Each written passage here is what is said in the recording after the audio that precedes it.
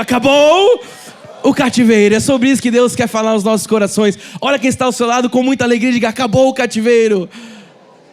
Mas nós estamos livres das amarras, do pecado, da condenação. Já não existe nenhuma condenação para aqueles que estão em Cristo Jesus. Bispo, como é que você diz com tanta ousadia? Porque esta é a verdade.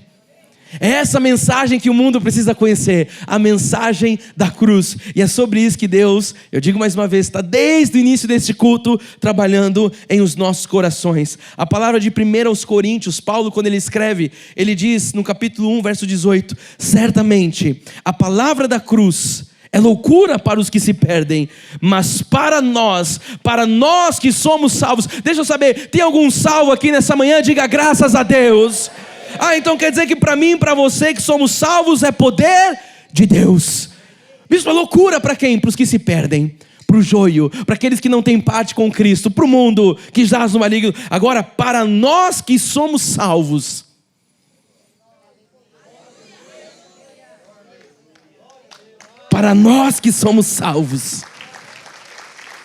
essa palavra é poder de Deus. Curve sua cabeça. Nós vamos falar com esse Deus vivo. Pai amado, Deus bendito, Rei de reis e Senhor de senhores, te damos honras e glórias. Obrigado, Jesus, porque nós estamos desfrutando da tua vida em nós, Pai. Obrigado porque o sacrifício foi feito, agora fomos já aperfeiçoados para todo sempre. Uma só oferta, Pai. O Senhor nos fez justos, fomos justificados, redimidos, remidos pelo teu sangue, Jesus. E agora, neste domingo de manhã, nós aquietamos os nossos corações para ouvir a tua voz.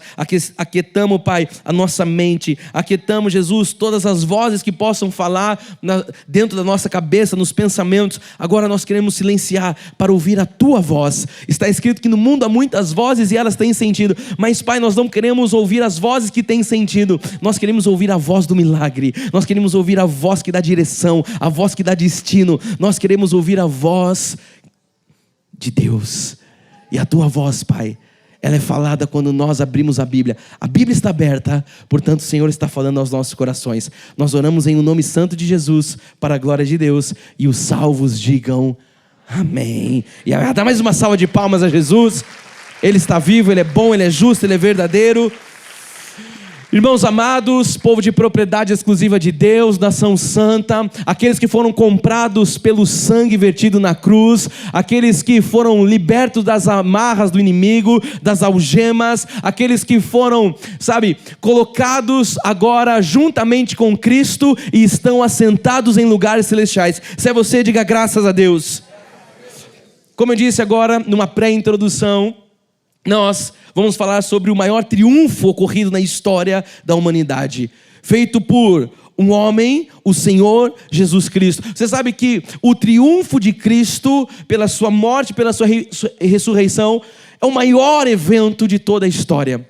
Eu creio que para nós, filhos de Deus, cristãos, de fato regenerados, a Páscoa, esse motivo de alegria, essa pregação, lembrar do sacrifício, amado, é a data mais importante para nós como filhos de Deus. E você sabe que a igreja, de um modo geral, ela fala, quando nós olhamos para a igreja no macro, ela fala muito pouco sobre o valor da cruz, sobre os acontecimentos da cruz. Eu queria que você, entendesse hoje junto comigo que nós não estamos aqui para idolatrar a cruz. Nós não estamos aqui para trazer a cruz para os nossos dias, por mais que nós olhamos para a obra da cruz, mas nós não idolatramos a cruz porque ela era um símbolo de maldição. E no final eu vou falar um pouco sobre isso, o que significava a cruz.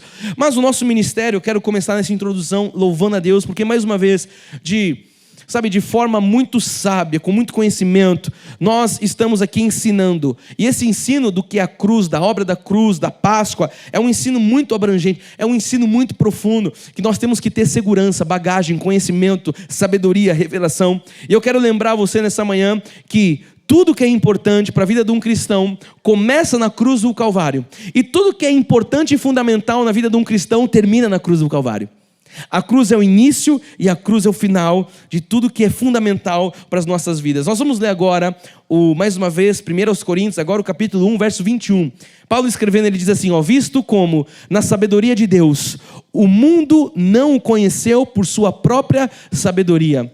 Veja o que Paulo está dizendo: ninguém pode conhecer Deus por uma sabedoria humana. Você sabe que hoje nós temos muitos estudiosos, muitos cientistas, pessoas conhecedoras das ciências, pessoas de fato muito inteligentes. E o que Paulo está dizendo é que essa inteligência humana, ela não é algo que pode compreender a grandeza de Deus. Ele diz, olha, visto que a sabedoria de Deus, o mundo não conheceu por sua própria sabedoria. Ou seja, na nossa humanidade, nós não temos a capacidade de conhecer a sabedoria de Deus. Ele vai continuar dizendo, aprove a Deus salvar os que creem pela loucura da pregação. E agora ele vai começar a falar de algo que para o mundo é loucura. Ele diz a loucura da pregação. Você sabe que quando nós falamos da pregação do Evangelho, a graça de Deus, da obra da cruz, quando nós pregamos isso é loucura. É o que Paulo está dizendo. O fato de você estar sentado aqui num domingo de manhã, amado, o fato de você estar sentado aqui ouvindo uma pregação, a pregação da palavra, isso é loucura. É o que está dizendo nas Escrituras. O verso 22 diz, porque tanto os judeus pedem sinais, como os gregos buscam sabedoria.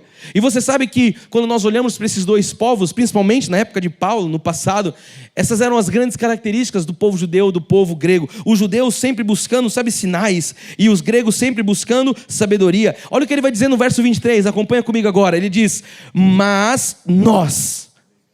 Então uns buscam sinais, os outros sabedoria. Ele fala, mas nós, o que nós fazemos, igreja?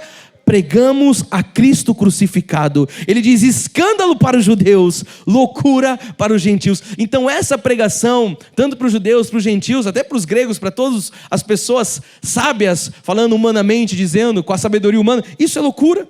É o que ele está dizendo, que para os judeus, que sempre buscaram sinais e eles não puderam, melhor dizendo, enxergar a morte de Jesus. Afinal, eles não reconheceram Jesus como Messias. Ele veio para os seus, para o povo judeu, e por um plano perfeito. Não diga, nossa, por que os judeus não entenderam? Por que os judeus não compreenderam? Porque o próprio Deus endureceu o coração deles, para que eles não compreendessem que Jesus era o Messias, para que nós, gentios, fôssemos alcançados pelo sangue. Diz que de dois povos ele fez um só povo. Ele derrubou a parede de separação. Agora nós somos enxertados também na oliveira verdadeira. Então esse é o plano verdadeiro de Jesus, o plano perfeito de Jesus, consumado na cruz do Calvário. Então ele está dizendo que, para os dois povos, para os judeus, para os gregos não poderiam achar a crucificação de Cristo como algo, com uma sabedoria. Eles poderiam buscar, eles poderiam estudar a ciência da época, mas não era um conhecimento humano. Eles não compreenderam como alguém que se diz Deus foi crucificado numa cruz. Isso não cabia na mente. Por isso que muitas vezes você precisa ter essa compreensão. A pregação do Evangelho, mas não é algo que vai fazer sentido. Ela é algo que vai ser revelada. É diferente. Então tem coisas que a palavra não faz sentido. Não faz sentido os milagres de Jesus, ele pegar pães, peixes, 2 pães, 5 peixes, ele multiplicar aquilo. Não faz sentido, não faz sentido. Então, a sabedoria humana, ela vai até um limite.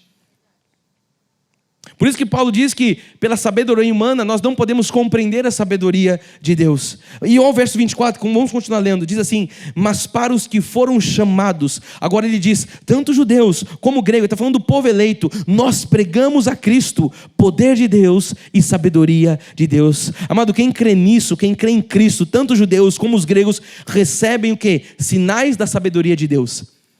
Então ele está dizendo, olha, não é por uma busca de um sinal humano tangível, porque os judeus vivem muito de símbolos, de sinais, não é pela busca da sabedoria humana dos gregos, ele diz, mas é pela pregação do Evangelho.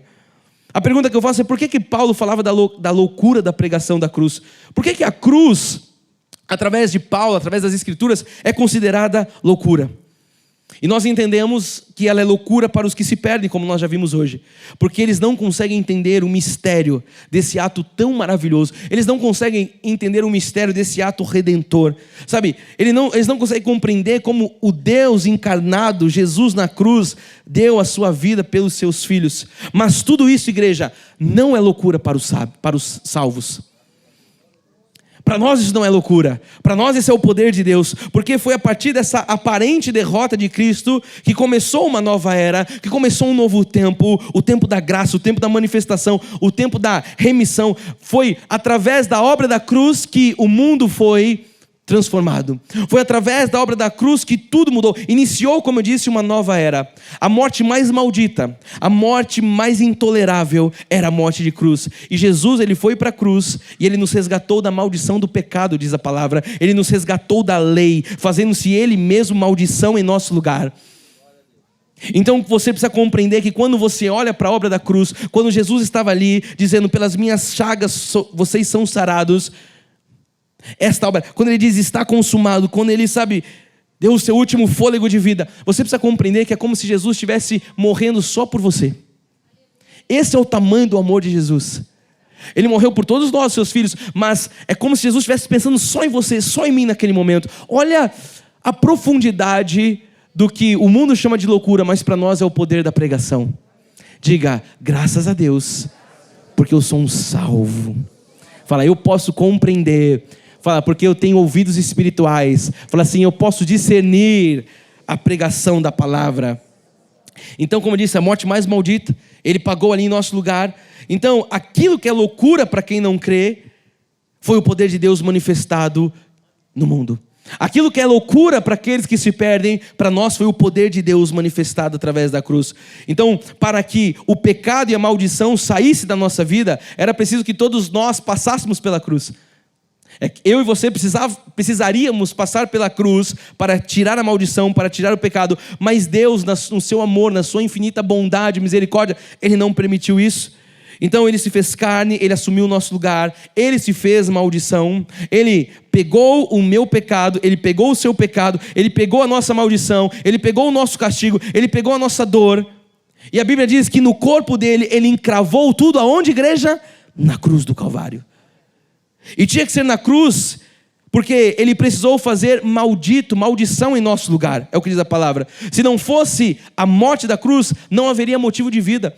Olha, quando nós celebramos a Páscoa, quando nós falamos nos nossos momentos de ceia, você vê que nós não fazemos isso com um sentimento, de tristeza. Por quê? Porque Ele ressuscitou, Ele reviveu, Ele não está morto. Nós não ficamos lá olhando para a Via Crucis, rasgando as vestes com pães asmos. Não precisa. Ele ressuscitou dentre os mortos. Então nós falamos de tudo isso com motivo de celebração, amém, igreja? Porque o nosso pecado, nossa maldição, Ele encravou na cruz.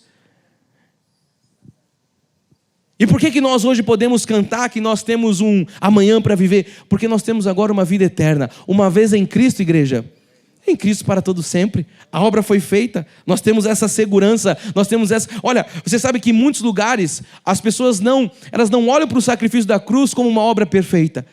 Bispo, como é que você diz isso? Mas nas igrejas hoje está todo mundo celebrando a Páscoa. Está todo mundo falando da morte e da ressurreição. A verdade é que se falar da morte e da ressurreição é uma coisa. Agora, eu olhar para a morte e para a ressurreição e dizer que agora eu tenho que pagar um preço para aperfeiçoar uma obra que Cristo fez, eu estou invalidando a obra da cruz.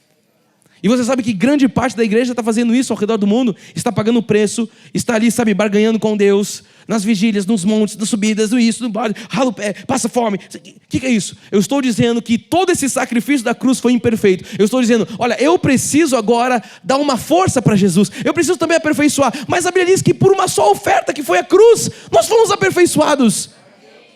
Então quer dizer que não há nada agora, segura sua palma, você vai bater em 1 minuto. Não há nada agora que nós vamos fazer, que nós possamos fazer para aperfeiçoar aquilo que Cristo já tornou perfeito. Diz que nós, os santos, já somos perfeitos pela obra da cruz. Essa era a deixa.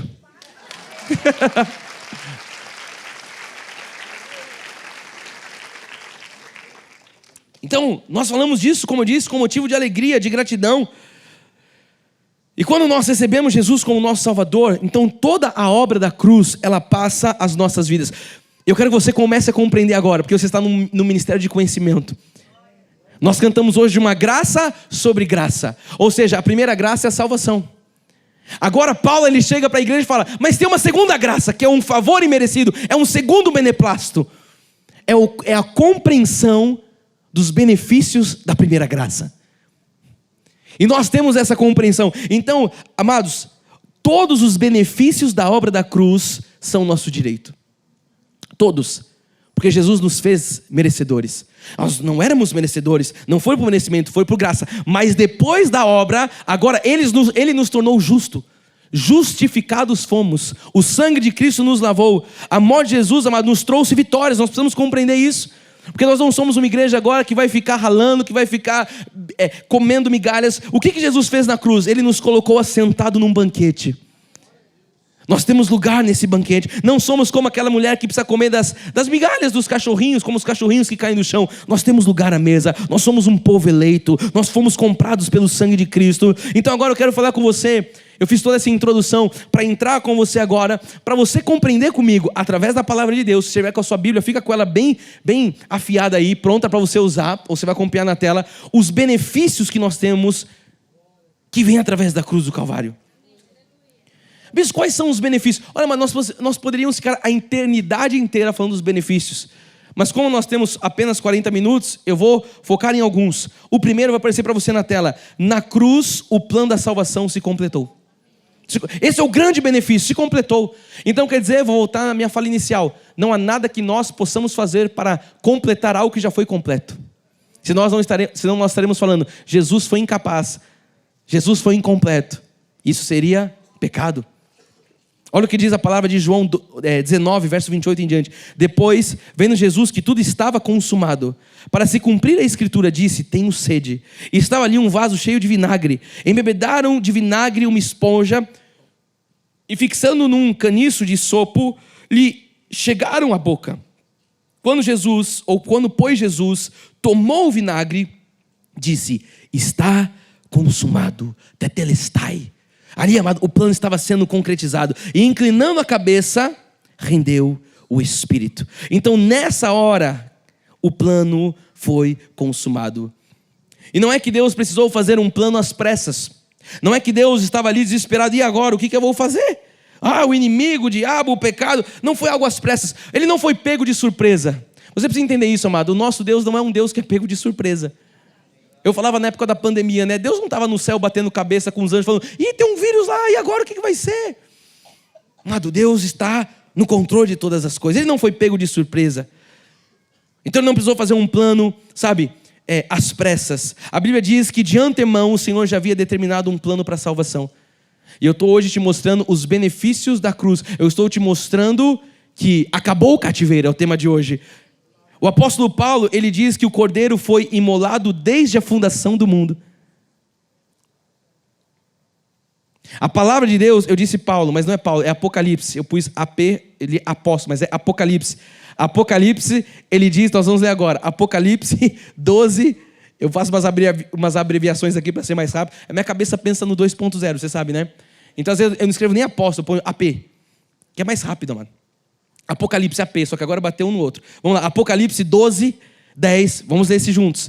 Olha o que diz a palavra. João, na revelação, diz, então viu a grande voz do céu, proclamando, agora veio a salvação e o poder do reino do nosso Deus e a autoridade do seu Cristo, pois foi expulso o acusador. Diga graças a Deus.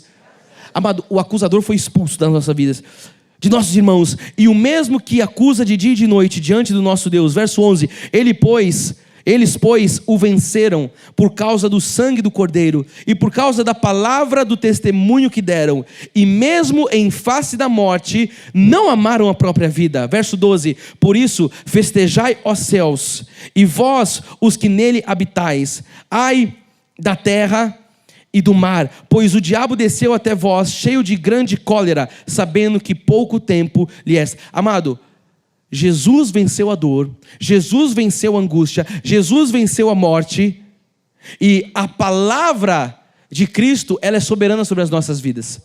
Agora, toda palavra de iniquidade, toda palavra frívola, como diz a Bíblia, toda injustiça, amado, Jesus venceu tudo isso.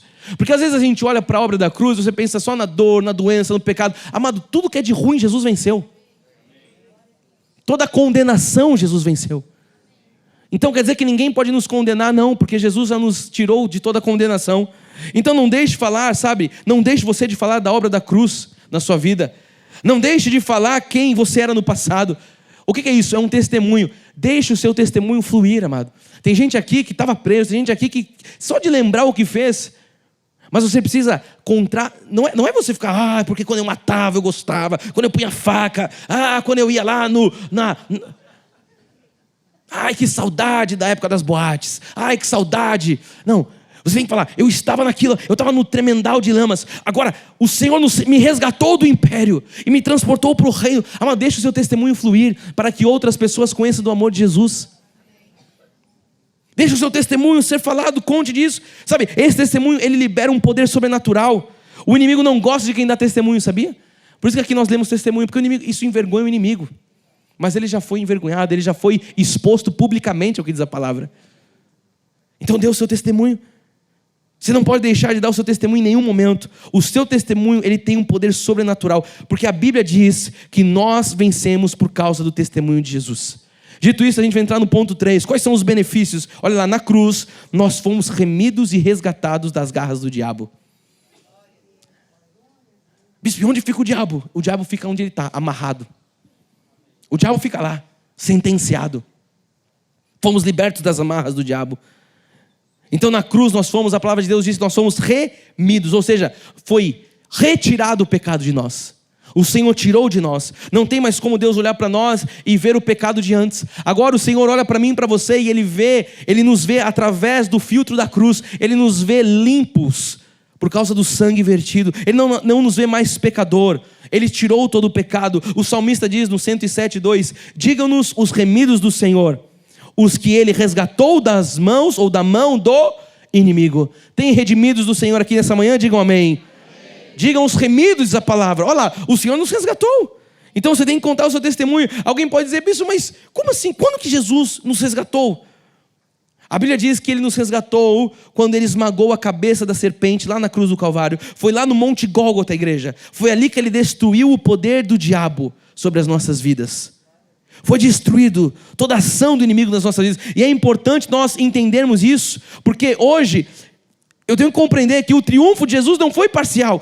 Jesus fez uma obra, mas ficou faltando, 1%. Mas não tem 0,001%. O triunfo, fala comigo, o triunfo foi total.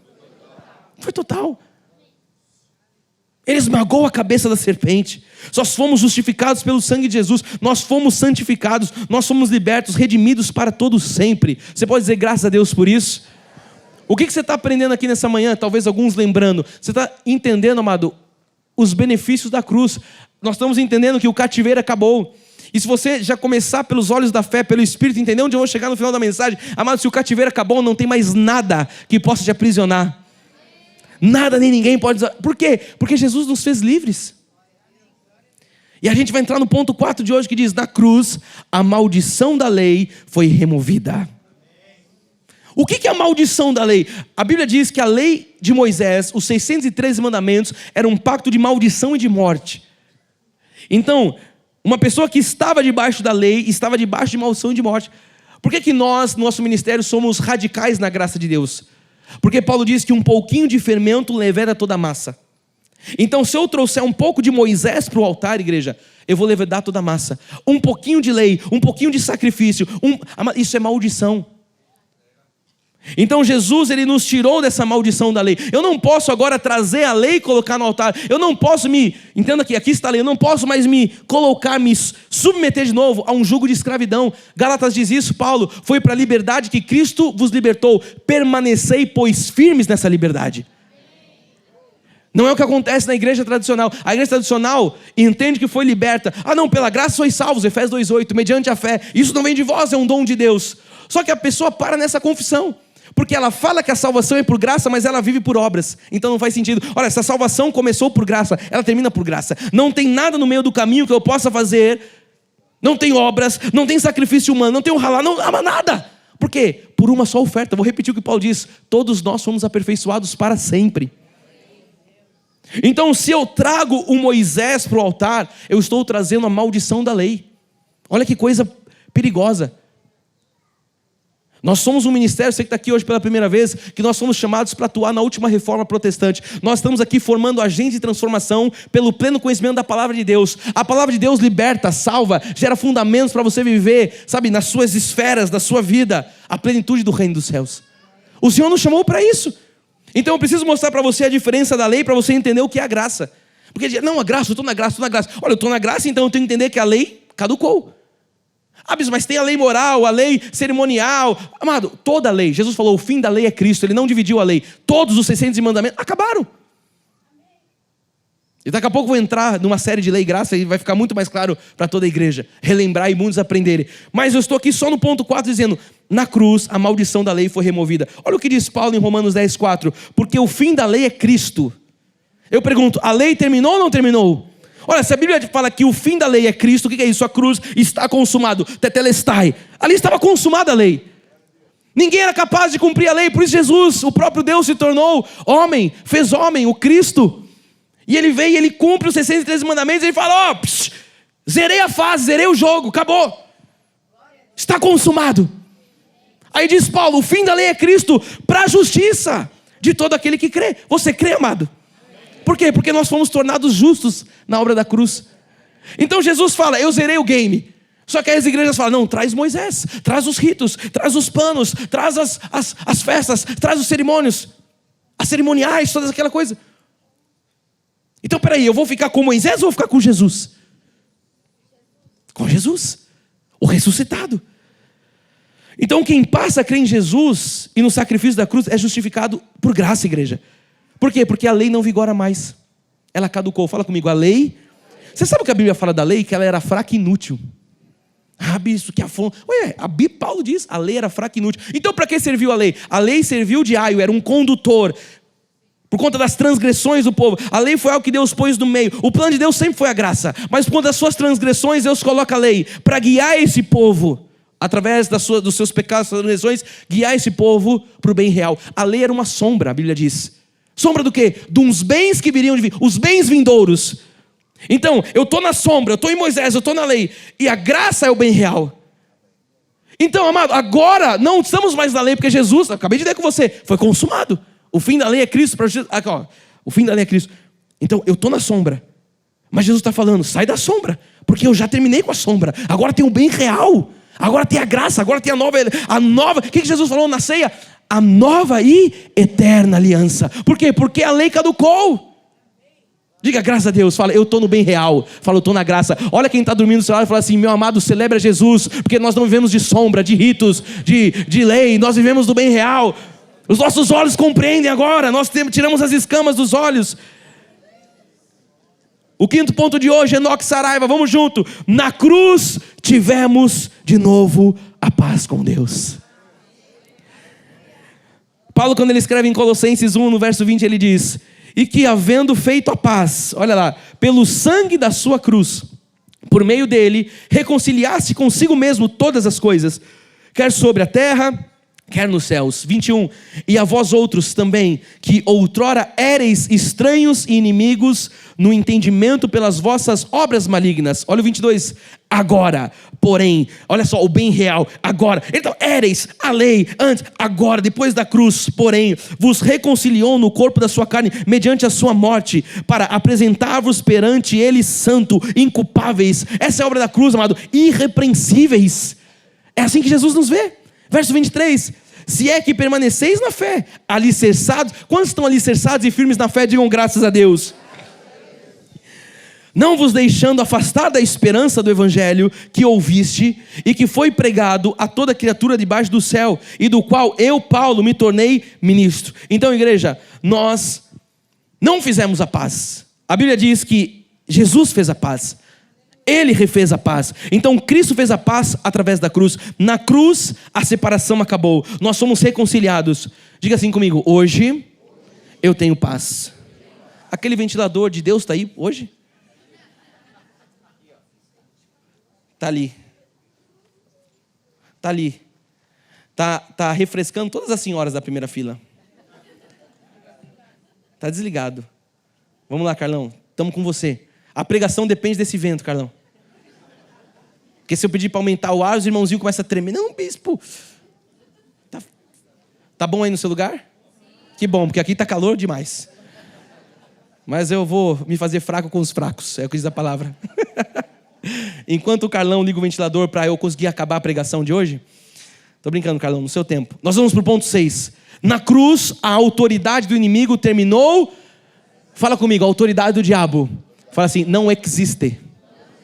Quebra meu dedo. Lembra disso? Quebra meu dedo. Padre Quevedo. Quebra meu dedo. Não existe. Eu cresci vendo o Padre Quevedo na TV. Ninguém via, não. Alguém mais sabe quem é o Padre Quevedo? Só pra... Ah, tá. Não é que fala, não é que existe. Vamos juntos. Na cruz, a autoridade do inimigo terminou para sempre. Colossenses 2,15 diz assim, ó: e despojando os principados e as potestades, publicamente os expôs ao desprezo. Uau! Fala, uau! Amado, isso aqui mexe. A pregação, amado, do evangelho tem que mexer com a gente. Eu estou pregando aqui, amado, eu estou todo arrepiado. O meu corpo físico, eu sei que o seu também, nós sentimos o poder da pregação. Afinal de contas, ela é poder, não é? Que nós vimos? É poder para nós. Nós fomos reconciliados. Amém? Vem uma palma lá de trás. Vai chegando, vai chegando. Obrigado, tá ótimo. Obrigado, Carlão. Diga comigo, Jesus triunfou. Hebreus 12,14 diz assim, ó: visto, pois, que os filhos têm participação comum de carne e sangue, destes também ele igualmente participou, para que por sua morte destruísse aquele que tem o poder da morte, a saber, o diabo. O que minha mãe perguntaria agora, igreja? Destruiu ou não destruiu? Você só não lembrava, né? Mas... vamos ver de novo, olha lá. Para que por sua morte destruísse, catagel, aquele que tem o poder da morte, a saber, o diabo. Vamos voltar para a cruz. Na cruz, Jesus destruiu ou não destruiu o diabo? Destruiu. Uau! Então quer dizer que a autoridade do diabo acabou sobre a minha vida? Acabou. Um crente, amado, o inimigo não pode tocar. Ele diz no 15, e livrasse todos que pelo pavor da morte estavam sujeitos à escravidão por toda a vida. Esse era o nosso destino, mas o Senhor nos tirou da escravidão. Acabou o cativeiro, igreja. Então isso significa que todo o poder do diabo sobre as nossas vidas foi terminado. O Senhor destruiu as obras de Satanás da minha e da sua vida. Bispo, mas eu morro de medo de Satanás. Para quê, amado? O Rei de Reis diz que o mais valente amarrou o valente. Você vai ter medo de quem, meu amado? O Rei de Reis, o Senhor de Senhores, o Sol da Justiça, o Lírio dos Vales, a Rosa de Saron, o Alfa e o Ômega, quem dá mais? O princípio e o fim. Diga mais o nome de Jesus aí. O Cavaleiro do Cavalo Branco, o grande eu sou, o Emanuel. Amado, esse é aquele que está ao nosso lado. O verdadeiro leão da tribo de Judá. Ele nos guarda, o maligno não nos toca. Está escrito, aquele que nasceu de Deus, Deus o guarda, e o maligno não lhe toca. Olha quem está do céu e fala assim, meu amado, o inimigo não pode te tocar. Fala, porque o Senhor te guarda. Uau, quanta revelação. Bispo, mas nenhum. Eu vou dizer algo aqui, amado, que você tem que entender pela revelação. E o Espírito vai revelar. Bispo, mas e quando a pessoa está possessa? Se é um crente, é show. Porque o inimigo não toca. Mas a Bíblia diz que se o diabo sai lá... Lembra? O pessoal fala, se sair, vai voltar, vai trazer mais 7 legiões, porque a casa está vazia. Eu pergunto, a casa está vazia aí? Você é propriedade exclusiva de Deus. Você tem um Espírito Santo, amado. Não, mas o diabo, eu vi lá, amado. Ou ainda não... Tem alguém com muita vontade de bater palma. Eu ouvi dizer que é o Renato. Não, é ele lá, ó. Renato, tem uma hora certa, segura para a hora certa a sua palma. Tem um filme que o cara fica esperando para bater palma. Já viu isso aí? Ele fica assim, ele tenta bater palma. Aí no final, que é a hora da palma, vem alguém bater antes dele. Ele fica o filme inteiro dele bater palma. Eu não sei porque eu lembrei disso. Mas vamos voltar para onde eu estava. Para as coisas espirituais. Volta a cabeça, volta. Onde eu estava, igreja? Do capeta, lembrei. Você viu que eu até fiz assim. Terminou para sempre. Olha só. Falando sério, igreja. Um crente não pode ser possuído pelo diabo. Um crente não pode. Ele lança os seus dardos, ele fica a derredor como um leão que ruge, procurando uma brecha. Mas crente possesso não existe. Aí eu ia dizer isso. É um ímpio. Ou ainda não teve encontro com Jesus. As possessões acontecem. Nós não estamos negando. A Bíblia diz que nós não podemos ignorar os desígnios de Satanás para que não alcance vantagem sobre nós. Mas como é que o diabo age na nossa vida? Ele age através da sua carne, sabia? Só que o povo fala, não, é diabo, é diabo, é diabo, é diabo. É diabo nada, é sua carne. É assim que ele age. Porque na nossa carne não habita bem algum. Na nossa carne não habita. E se nós deixarmos a nossa carne vencer, por isso que Paulo fala da briga carne e espírito. Se a nossa carne vencer, amado, a gente faz igual o ímpio, as coisas do ímpio. Você está em paz com essa questão do diabo? Fala assim, o Senhor, na cruz, tirou toda a autoridade, fala assim, do inimigo para todo sempre. Ah, graças a Deus. Vamos para o ponto 7. Na cruz, olha lá, igreja, doenças e enfermidades também terminaram. Então, quando um filho de Deus fica doente, eu quero que você entenda isso. É uma mentira do diabo. Bispo, mas a pessoa está doente. Não é que ela está mentindo, ela está doente, mas a doença é uma mentira. Por quê? A verdade é o que Jesus fez na cruz. E nós precisamos confessar a verdade. Então nós não podemos nos conformar com isso, com a doença, com, a dor, com as chagas. Porque a verdade é o que a cruz, é o que Jesus fez na cruz, a obra do Calvário. E Ele nos fez livre de todas as doenças. Em Isaías 53:4 diz, certamente Ele tomou sobre si as nossas enfermidades e as nossas dores, levou sobre si, e nós o reputávamos como aflito, ferido de Deus e oprimido. Verso 5, abrimos o culto com esse, mas Ele foi traspassado pelas nossas transgressões e moído pelas nossas iniquidades. Leia comigo agora, igreja. O castigo que nos traz a paz estava sobre Ele, e pelas suas pisaduras, temos que tomar Rivotril, temos que tomar AS, temos que tomar, pelas suas pisaduras, fomos sarados. Amado, por isso pela fé, nós devemos assumir aquilo que a obra da cruz nos autoriza a dizer: nós somos sarados. Nós não nos conformamos com doença. Por quê? Porque Jesus falou, pelas pisaduras, e eu creio na obra da cruz. Se você crê, diga amém. Vamos para o ponto 8, que diz o quê? Na cruz, a nossa morte acabou. A morte morreu. Fala comigo, a morte morreu. Em João 11:25 diz, disse-lhe Jesus, eu sou a ressurreição e a vida. Quem crê em mim, ainda que morra, viverá. Então isso significa que os filhos de Deus, eles morrem fisicamente quando o corpo volta ao pó, que diz a Bíblia. Nós temos essa morte física, mas o nosso espírito, que é a nossa verdadeira essência. Por que é a verdadeira essência? Porque diz que nós somos criados à imagem e semelhança, em espírito. Então a nossa verdadeira essência, o nosso espírito viverá eternamente. O verso 25 diz, e todo o que vive e crê em mim, leia comigo agora, não morrerá eternamente. E a pergunta agora, crês? Você crê nisso, igreja? Que você não morrerá? Você viverá eternamente? Então são os grandes mistérios da Bíblia que nós estamos ouvindo nessa manhã. Ainda que a nossa carne morra, ainda que nós morramos a nossa carne, nós viveremos no Espírito eternamente. E é bom você saber disso, amado. Ah, mas, bispo, onde é que fica o purgatório? Deixa eu falar, não tem purgatório. Bispo, mas eu estava numa missa de 7º dia para salvar alguém que estava lá, eu fiz alguma coisa. Amado, isso aí é heresia da igreja romana. E nós falamos isso com respeito, mas nós temos que pregar a verdade. Não existe purgatório. Então quer dizer que, para onde vai quando a pessoa morre? A pessoa morre em Cristo, amado, ela vai viver para todo sempre. Quem não morre em Cristo, a Bíblia diz que sofrerá para sempre. Ah, mas a pessoa que morreu, para onde ela vai? Ela vai para o seio de Abraão. Morreu, está lá com Jesus. Um salvo está com Cristo. Vamos ler Apocalipse 1:18, que diz, aquele que vive, olha lá, e aquele que vive, estive morto, mas eis que estou vivo pelo século dos séculos, e tenho as chaves da morte e do inferno. Amado, Deus não é um Deus de ovelhas mortas. Ele diz, eu estive morto, mas estou vivo. Assim será conosco, amado. Quando nossa carne voltar ao pó, na nossa carne física nós vamos estar mortos, mas o nosso espírito viverá para todo sempre. Então você tem que saber que não existe nenhuma ovelha morta aí no cemitério em São Paulo. Por que vocês não vão lá no cemitério? Amado, porque ali tem só corpo, só o pó, só carbono, não serve para nada aquilo. A pessoa não está mais ali, ela está vivendo com Jesus. O pó voltou ao pó.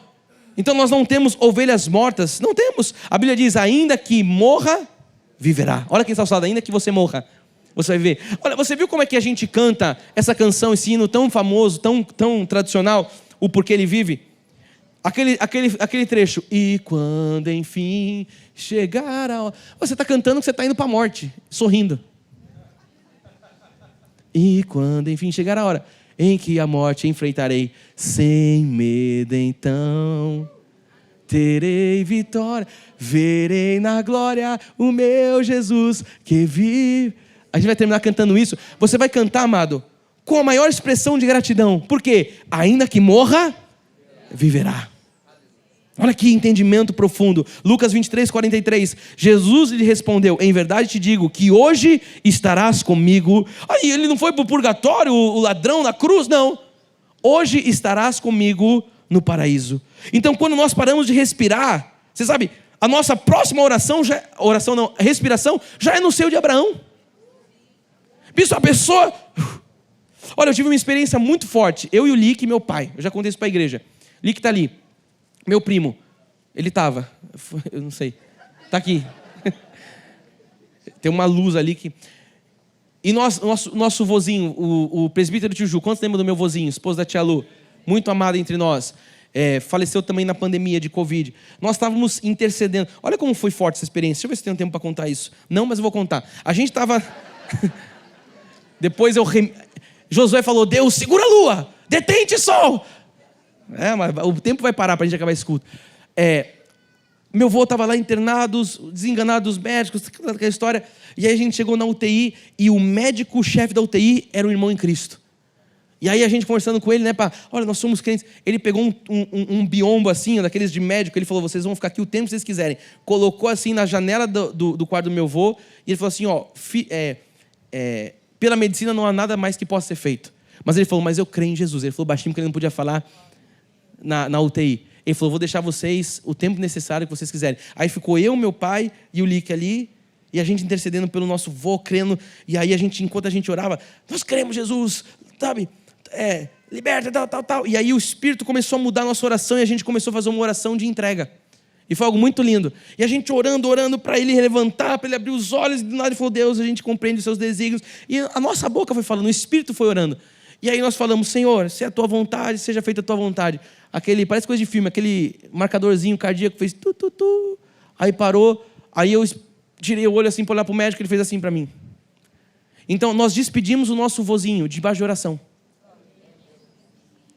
Ele terminou de respirar aqui. A próxima respiração do tio João onde foi? Foi no seio de Abraão, porque era um eleito.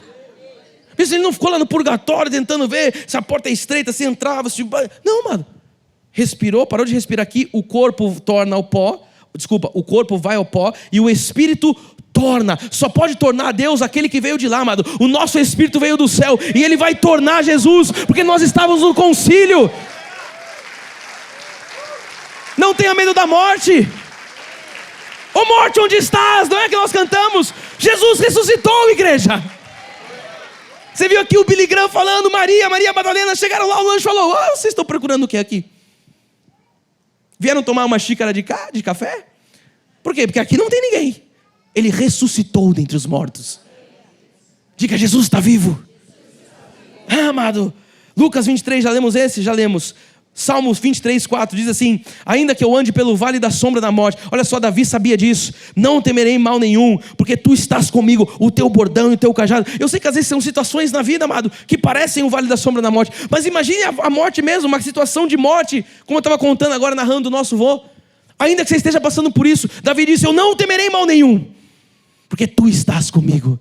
Davi sabia que por mais que ele enfrentasse a morte, no dia seguinte, no milésimo seguinte, ele já estaria com Jesus no paraíso. Então nós não temos que temer a morte, porque a morte morreu na cruz. Fala comigo: a morte morreu na cruz. Ponto 9 de hoje: na cruz, agora você vai ler comigo, amada. Na cruz, a pobreza... Você consegue ler isso com fé? Na cruz, a pobreza... sabia, ele vai entrar agora na teologia da prosperidade. Amado, você crê que na cruz as doenças e as enfermidades foram levadas por Jesus? Por que tanta dificuldade de você entender que na cruz também Jesus encravou a escassez e a pobreza? Ele consumou todas as coisas. O plano de Jesus não é que você seja alguém que rasteje sobre essa terra. Ele diz que nós somos cabeça e não cauda, que nós vamos ter para emprestar e não tomar emprestado. Então creia que na cruz a pobreza acabou. Diga comigo: a pobreza acabou. Eu sei que quando falamos sobre isso, muitos têm dificuldade de aceitar. Muitos têm dificuldade em entender que a pobreza acabou, que Deus não deseja a pobreza para os seus filhos. A questão da pobreza, como eu disse, é a mesma da doença, amado. Se nós cremos que na cruz Jesus encravou a doença, nós temos que crer que na cruz também Jesus levou a pobreza. Por quê? Porque pobreza é cativeiro. E nós estamos hoje num culto onde o tema é: acabou o cativeiro. A Bíblia diz que ele levou o cativo o cativeiro. A Bíblia diz que Jesus, Ele nos deu uma herança. Isso tudo foi consumado na cruz. As promessas foram consumadas na cruz. Gálatas 3:29 diz: e se sois de Cristo, também sois. Bispo, mas isso aí era para o povo Abraão. Para o povo de Abraão, para os judeus. Olha o que diz Gálatas, Paulo escrevendo: se sois de Cristo, também sois descendentes de Abraão e herdeiros segundo a promessa. O quê? Então quer dizer que todas as promessas para o povo judeu também são... Sim, porque Jesus na cruz, Ele nos faz também descendentes de Abraão. E diz que todas as promessas são nosso direito. Então você vai entender que na cruz as promessas ligadas à sua prosperidade também se concretizaram. Ele também disse: está consumado. Eu pergunto, você é herdeiro de um Deus medíocre? Você é herdeiro de um Deus pobre? Não. O nosso Deus é o rei de todo ouro, dono de todo ouro e de toda prata. O nosso Deus, amado, Ele diz que Ele tem ampla suficiência, superabundância para toda boa obra. 2 Coríntios 8, verso 9 diz: pois conheceis a graça do nosso Senhor Jesus Cristo, que sendo rico, se fez pobre de amor de vós, para que pela sua pobreza nos tornasseis ricos. Quer dizer então que Jesus, sendo rico, se faz pobre por amor de nós, para que nós agora sejamos ricos. Alguns, não estou acreditando nisso, bispo. De que maneira? Como isso aconteceu? Olha lá em Deuteronômio 8:18, que diz a palavra de Deus: antes se lembrar do Senhor teu Deus, porque é Ele que te dá forças para adquirir riqueza. Não quer dizer que eu não vou ficar em casa tomando água de coco e vai... Então eu vou tentar na Mega Sena, eu vou tentar na... Ele te dá força para você adquirir riqueza. Ele te dá força para você adquirir riqueza. Bispo, como é que então eu recebo essas promessas de riqueza? Deus está te dando força, amado, para você trabalhar. Porque a Bíblia diz: aquele que trabalha, que não coma. Vou ficar aqui, eu sou herdeiro das promessas. Vou ficar aqui esperando acontecer. Não vai acontecer nada. Ele já te deu a promessa. Agora trabalhe e faz com que a promessa se manifeste na sua vida. Ele já te fez, amado, mais que vencedor. Ele adestra as nossas mãos, a palavra, para a batalha. Ele nos dá a vitória. Então vamos ler de novo. A palavra diz: antes te lembrarás do Senhor teu Deus, porque é Ele que te dá forças para adquirir riqueza, para confirmar a sua aliança que sob juramento prometeu a teus pais, como hoje se vê. Então diga mais uma vez: graças a Deus, a pobreza acabou. Amado, você vai trabalhar muito para adquirir muita riqueza. Os esquerdistas não gostam muito dessa história. Vou trabalhar para adquirir riqueza, porque eu quero mesmo aqui dividir, eu quero mesmo invadir a terra. Amado, você vai trabalhar para ter riqueza. Essa é a ótica do reino. Deus te dá força para você trabalhar, para você ter riqueza. Olha que nós falamos assim: você vai trabalhar muito, porque você vai ter muita riqueza.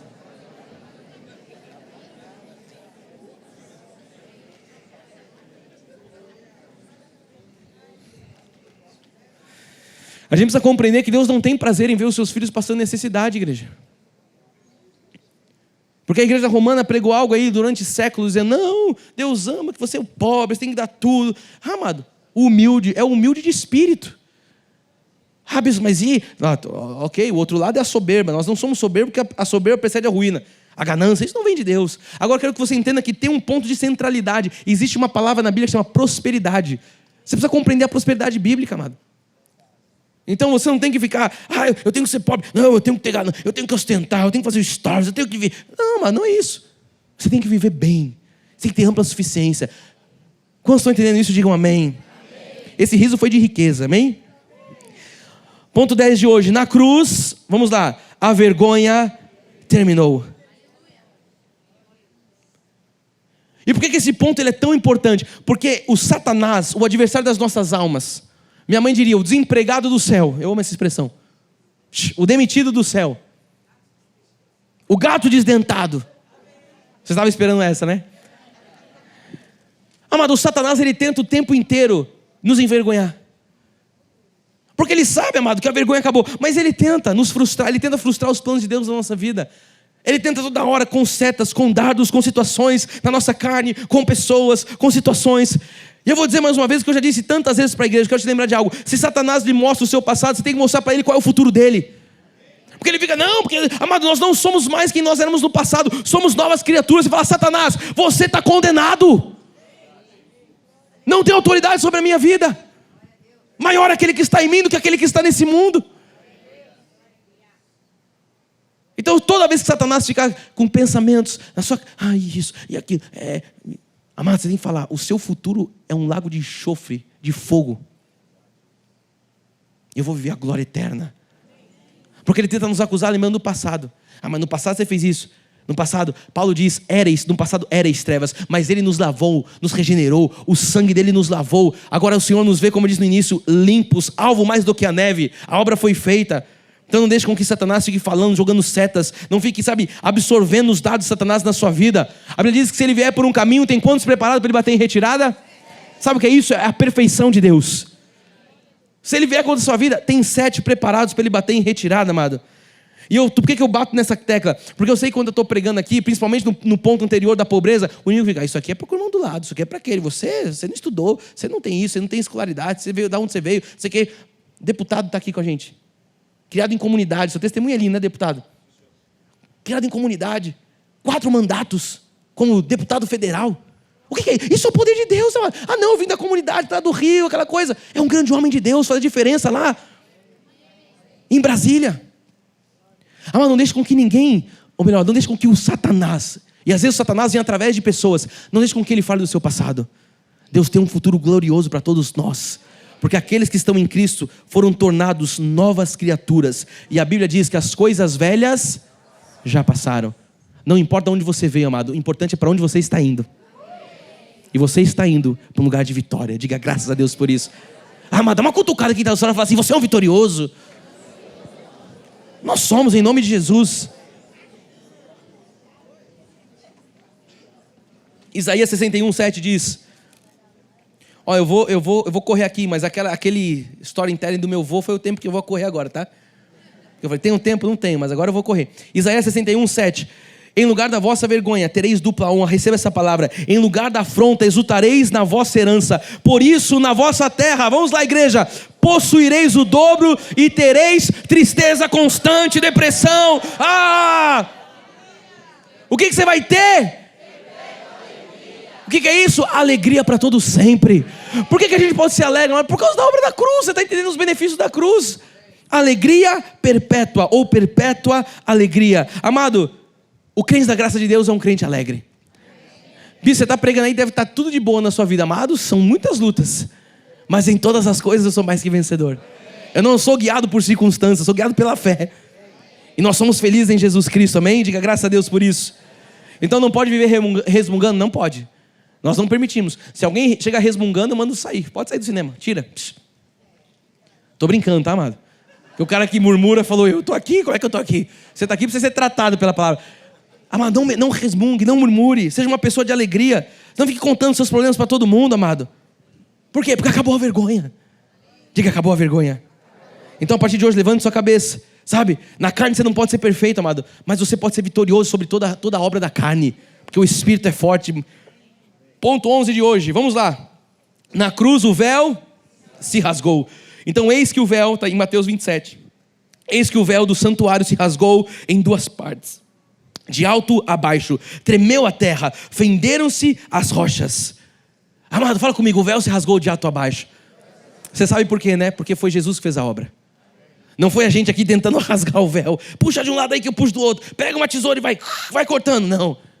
O véu, Jesus, do alto dos céus, Ele rasgou o véu, amado. Foi Ele que começou rasgando o véu, para que esse caminho fosse aberto, para que nós pudéssemos agora entrar no Santo dos Santos. Hoje nós temos acesso direto ao Pai, nós não precisamos de intermediários, nós temos acesso direto ao trono. Em Hebreus 10:19 diz, tendo pois irmãos intrepidez para entrar no Santo dos Santos, pelo sangue de Jesus. É a obra da cruz que estamos estudando hoje, pelo novo, quer dizer que agora tem um novo e vivo caminho, sim, que Ele nos consagrou pelo véu, isto é, pela sua carne, o corpo de Cristo. O véu foi rasgado, verso 21, e tendo grande sacerdote sobre a casa de Deus, aproximemo-nos com um sincero coração e plena certeza de fé, tendo o coração purificado de má consciência e lavado o corpo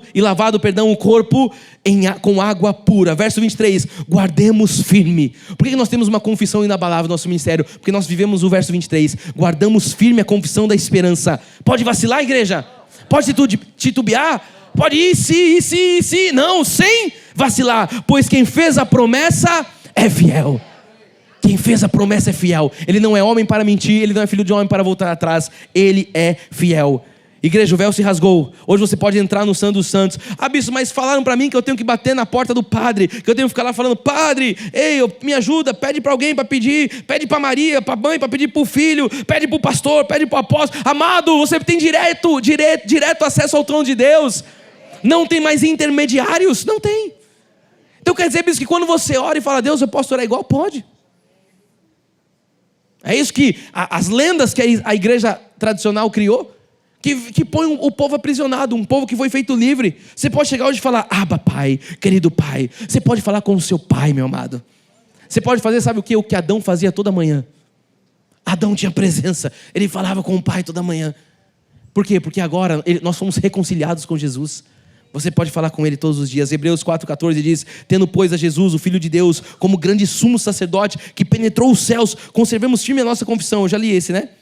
Porque temos, verso 15, porque não temos sumo sacerdote que não possa compadecer das nossas fraquezas. Antes, ele foi tentado em todas as coisas, a nossa semelhança, mas sem pecado. Verso 16, acheguemo-nos, portanto, confiadamente junto ao trono da graça, a fim de recebermos misericórdia e acharmos graça para socorro em ocasião oportuna. Amado, quando você precisar de socorro, não procure um intermediário, vá direto a Deus. Amado, vá direto a Deus. Você não precisa fazer, eu não preciso fazer uma peregrinação pela igreja, não precisa. Bispo, eu estou pedindo oração até para os caras do cinema já. Amado, vá direto a Deus. Não, eu passo, o segurança do shopping está de terno lá, eu já acho que é da Assembleia, eu falo: oh, graça e paz, abençoado. Ele fala: oh, eu sou só o segurança do shopping. Tem gente que vai pedir, amado, você tem direto ao trono de Deus. Nós não negamos oração, não vamos negar nunca, nós estamos aqui para orar, mas eu estou ensinando você a você desenvolver a sua salvação. Você pode chegar: Abba, pai, querido pai. Você pode falar que ele vai te ouvir. Diga graças a Deus por isso. Então, amado, quando você fala com Deus, você recebe misericórdia. Você acha graça e socorro. Ponto 12. É o último, Enoque. Não sabe, né? Você não pôs nenhuma mais aí não, né? Na cruz, a rejeição foi derrotada. O inimigo tenta. Uma das formas dele é através da rejeição. Amado, se há um espírito que ofende, é o espírito da rejeição. Tem pessoas que foram rejeitadas, talvez por pais, por filhos abandonados da sua família. Existem pessoas que talvez não conheceram seus pais, e isso é uma rejeição. Foram deixadas de lado. Sabe aquela mãe que nunca abraçou, nunca beijou, nunca trocou uma fralda? Uma criança que cresceu debaixo de ofensa, nunca teve um beijo do pai. O que é isso? Isso é um espírito de rejeição. É muitas vezes aquela pessoa já adulta, que o marido está em casa, a esposa bate e fala: estou indo embora. Arrumei outra. Não, eu falei do marido? Arrumei outra pessoa. Aí depois, ou vice-versa, arrumei outra pessoa, vou ser feliz, não sou mais feliz com você. O que é isso? Isso vai causar um espírito de rejeição. Eu vou te deixar. Sabe, eu sei que eu estou pregando para pessoas que se sentem assim nessa manhã, porque o inimigo tenta, sabe, nos paralisar através da rejeição. Mas eu quero que você entenda, amado, que na cruz, Jesus derrotou a rejeição. Por quê, bispo? Porque houve um momento em que ele também se sentiu rejeitado. A gente vai ler agora, indo para o final, o verso 27 de Mateus, ou verso 46 de Mateus 27, que diz: por volta da hora nona, clamou Jesus em alta voz, dizendo: Eli, Eli, lama sabachthani. O que quer dizer: Deus meu, por que me desamparaste? Amado, Jesus sentiu a rejeição do Pai. Por que ele sentiu? Por conta dos nossos pecados. Então você precisa entender que Deus não tem parte com o pecador, sabe? Ele não tem parte com o pecado, mas aqui, ele também se sentiu ali por nossa causa, ele foi o nosso substituto. Então você não tem que sentir uma rejeição, porque Jesus sentiu a rejeição. Então naquela hora, amado, Jesus ele sente esse espírito da rejeição, porque ele encarna o pecado imagina, o pecado de todos os eleitos do mundo. Pai, por que me desamparaste? Ele sabia desse espírito de rejeição. Então, caso você entrou aqui nessa manhã sentindo o espírito de rejeição, eu quero que você receba a palavra de Isaías 49, que diz no verso 15: acaso pode uma mãe esquecer-se do filho que ainda mama? De sorte que não venha se compadecer do filho do seu ventre? Mas ainda que esta viesse a se esquecer dele, isso é Deus falando com você nessa manhã, receba: todavia não me esquecerei de ti. Isso quer saber que o Senhor me conhece? Ele te conhece, amado. A Bíblia diz que todos os fios de cabelo da nossa cabeça, Ele sabe quantos são. Esse é o nível do conhecimento de Deus. Ele diz no verso 16: eis que das palmas das minhas mãos te gravei, e os teus muros estão continuamente perante mim. Então quando Deus ele tomou você, Ele te justificou, Ele te salvou, Ele disse que você era dele para todo sempre. Então agora você não é mais órfão como nós cantamos. Agora você é um filho amado. Você não é mais rejeitado. Você não precisa ficar mais inseguro. Agora você tem a segurança da sua identidade em Cristo. Diga graças a Deus. Efésios 4:8 diz, por isso diz, quando ele subiu às alturas, levou o cativo, olha o tema de hoje, levou cativo o cativeiro e concedeu dons aos homens. Levante uma das suas mãos e fala, eu sou livre. Vamos lá, diga, eu sou livre, porque acabou o cativeiro. Diga, ele levou cativo o cativeiro. Diga, ele me tornou livre. Diga, graças a Deus. Igreja, aquilo que nos prendia não nos prende mais. Aquilo que nos humilhava não nos humilha mais. Aquilo que nos adoecia não nos adoece mais. Por quê? Porque a vitória chegou. Jesus ressuscitou, Ele está vivo. Maior é aquele que está em nós do que aquele que está nesse mundo. A cruz de Cristo, amado, ela é um símbolo, você sabe, de maldição. Porque diz, maldito todo aquele que for... Mas a obra da cruz, eu vou terminar falando da cruz. A obra da cruz é um sinal de glória. Nós não temos nada com a cruz. Nós temos com aquele que foi pregado na cruz. Diga graças a Deus. Por isso que aqui na igreja, deixa eu dizer para você que está chegando, não tem uma cruz, nós não usamos cruz. Por quê? Porque a cruz era sinal de maldição. Nós não precisamos da cruz para nada. Eu sei que durante os séculos, por conta da igreja romana, a cruz aí foi se tornando uma imagem a ser adorada. Beleza, que nós não devemos adorar nada, nem mais, quanto mais a cruz. Olha o que diz em Gálatas 3:13. Cristo nos resgatou da maldição da lei, fazendo-se Ele próprio maldição em nosso lugar. Porque está escrito, maldito todo aquele que for pendurado em madeiro. Então no tempo de Cristo, toda pessoa condenada à morte, ela era torturada, pregada numa cruz. Não só Cristo, viu? Tinha 2 ladrões com Ele na cruz. Toda pessoa condenada era a morte de cruz. Nos dias atuais, por exemplo, quando você olha para os Estados Unidos, sabe, alguns lugares, o principal método de execução é uma injeção letal. Em outros países já foi cadeira elétrica. Ao longo da história, existiram vários métodos de execução. Morte por apedrejamento, decapitação, fuzilamento, enforcamento, câmara de gás, afogamento. Pessoas que eram torturadas e queimadas, enfim. Então a igreja atual cristã adotou a cruz como um símbolo do cristianismo. Mas a verdade, igreja, é que esse não é um símbolo do cristianismo. Eu sei que isso é forte o que eu estou dizendo. Nós devemos crer que no sacrifício perfeito realizado na cruz por Jesus. Para pensar, se Jesus tivesse sido morto numa cadeira elétrica, você ia estar usando uma cadeirinha elétrica? Jesus foi morto. A câmara de gás, apedrejamento. Mas estão fazendo da imagem da cruz. E nós não usamos cruz, por isso na nossa igreja. No passado, só a igreja católica, mas hoje os crentes estão adotando a questão da cruz. E a gente precisa ir para a Escritura, para entender o que está acontecendo. Então Jesus, Ele submeteu na cruz, Ele levou todos os nossos pecados, a maldição, o castigo, o sangue ali derramado, nos fez livres, nos faz livres. Ele morreu, mas ressuscitou. Então não fique você apegado a uma imagem de uma cruz. Não fique você apegado a... Você não precisa de nenhum símbolo, amado. Você tem um bem real que é Cristo Jesus ressuscitado na sua vida. Quando estão entendendo, digam amém. Então, igreja, a obra da cruz traz vitória, traz vida, traz prosperidade, traz saúde, traz liberdade. A liberdade do Cristo que nos libertou. A obra da cruz traz vitória. A obra da cruz traz prosperidade, amém, igreja? A obra da cruz traz saúde, traz liberdade. A obra da cruz, amado, manifesta a bênção de Deus nas nossas vidas. E se é algo que nós temos que nos gloriar, nós vamos fazer como Paulo. Nós vamos gloriar na cruz. Olha o que diz Gálatas 6:14. Mas longe esteja de mim gloriar, senão na cruz de nosso Senhor Jesus Cristo, pelo qual o mundo está crucificado para mim e eu para o mundo. Mas nós não temos nada com o mundo. Aquele que está em Cristo já foi crucificado com Cristo, já morreu com Cristo. Não viva você então nessa vida dupla de eu sou um na igreja. Não, amado, você tem que ser um na igreja e um fora da igreja.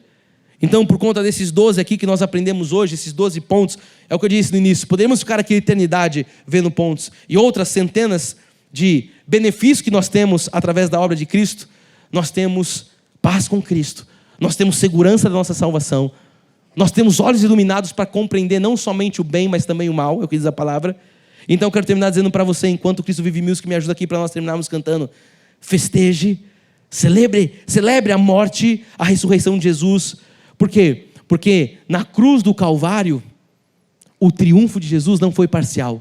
Na cruz do Calvário, o triunfo de Jesus foi total. Diga, graças a Deus, porque a obra da cruz me tornou livre.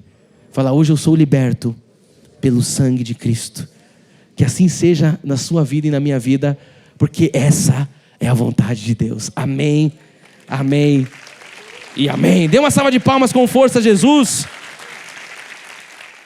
Com suas as mãos na direção do altar, eu declaro que o amor de Deus, as doces manifestações do Espírito Santo serão constantes, serão permanentes na vida daqueles que creem que o cativeiro acabou. E se você crê que você já foi liberto de todo o mal, de toda a obra das trevas, das garras do inimigo, diga